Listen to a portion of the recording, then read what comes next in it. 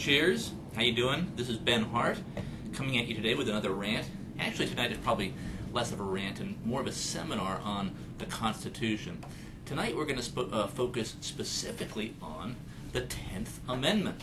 The 10th Amendment is the forgotten amendment in the Constitution. You hardly ever hear about it. We hear about the First Amendment, we hear about the Second Amendment, we hear about the other amendments, but we hardly ever hear about the 10th Amendment. Now, if you read the 10th Amendment, you're going to see why most of what our federal government is doing today is unconstitutional. It's in violation of the 10th Amendment. So let's just read what the 10th Amendment has to say. It's very short. It's only, I think, 28 words long. So let's read the 10th Amendment together. I'll throw it up here on the screen so that you can read along.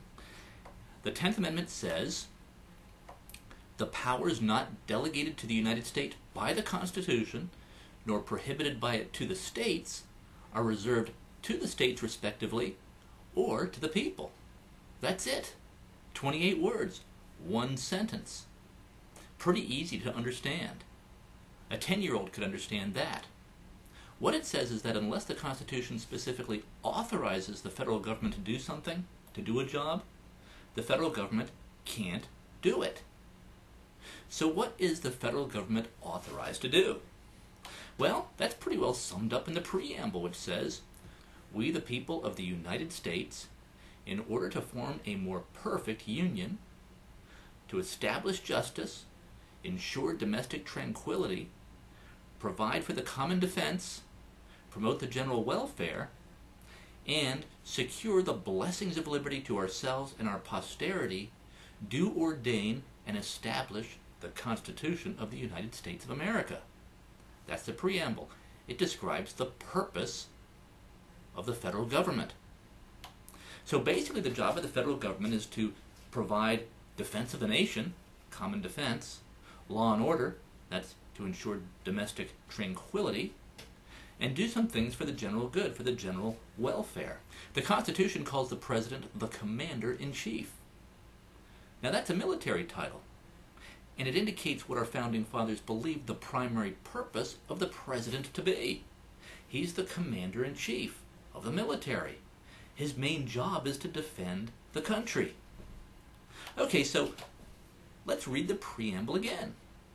"We, the people of the United States, in order to form a more perfect union, establish justice, ensure domestic tranquility, provide for the common defense, promote the general welfare, and secure the blessings of liberty to ourselves and our posterity, do ordain and establish the Constitution of the United States of America."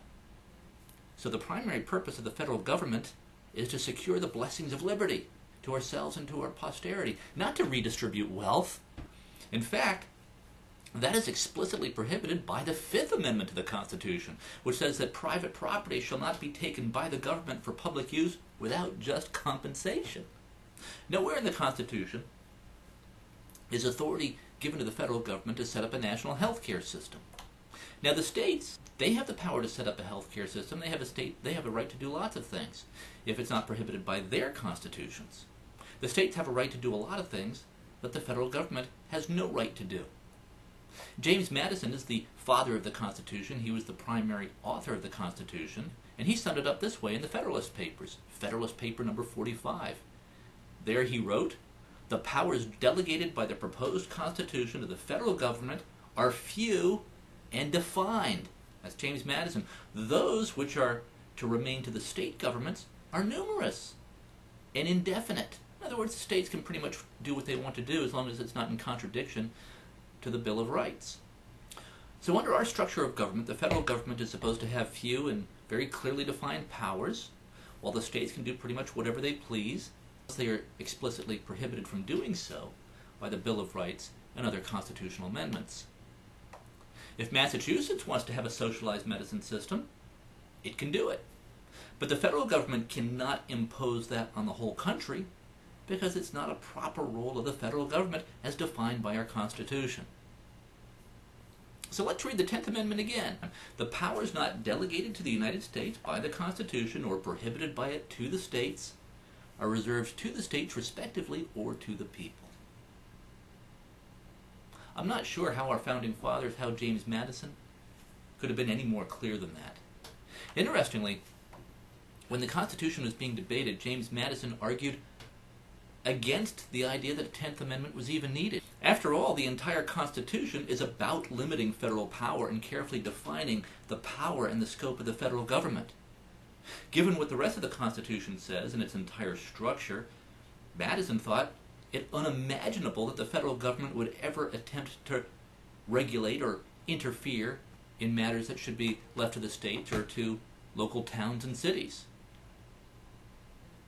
In order to secure ratification for the Constitution, they had to have the 10th Amendment to make absolutely sure there was no misunderstanding about the power and the scope of the federal government. The states wanted to be absolutely certain that the federal government was clearly defined, that its power was limited, that it only had specific powers. The 10th Amendment, in a way, was just for emphasis. It was really a summary statement of what the Constitution was all about.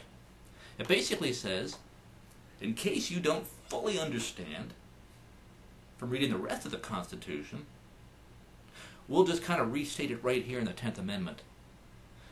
The federal government is a government of strictly limited and defined powers, carefully enumerated, and cannot and will not go beyond those boundaries unless you decide to add more constitutional amendments, which we did and which the Constitution allows for.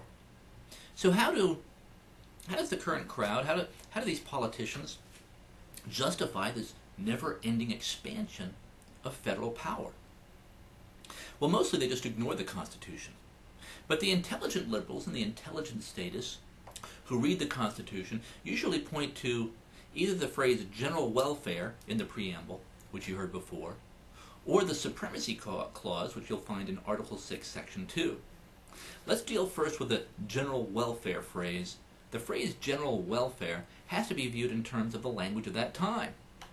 We didn't yet have Lyndon Johnson's Great Society. The phrase general welfare did not mean setting up welfare programs, nor did it mean redistributing wealth, which is prohibited by the Fifth Amendment. The phrase general welfare meant and still means that the federal government had the power to do certain things that are in the general welfare, in the general interest of the country. That is, necessary things to help everyone, such as national defense or regulating commerce between the states. Perhaps building an interstate highway system. I think that could be in the general welfare. Jobs and functions that benefit everybody that can really only be done by the federal government. Regulating interstate commerce. Certainly pollution controls. That would be a federal function because pollution goes from one state to the other. Dirty water coming down rivers goes from state to state and so forth. So pollution controls. Financial regulations to ensure the smooth running of the economy. That would be a general welfare type function. Those sorts of things.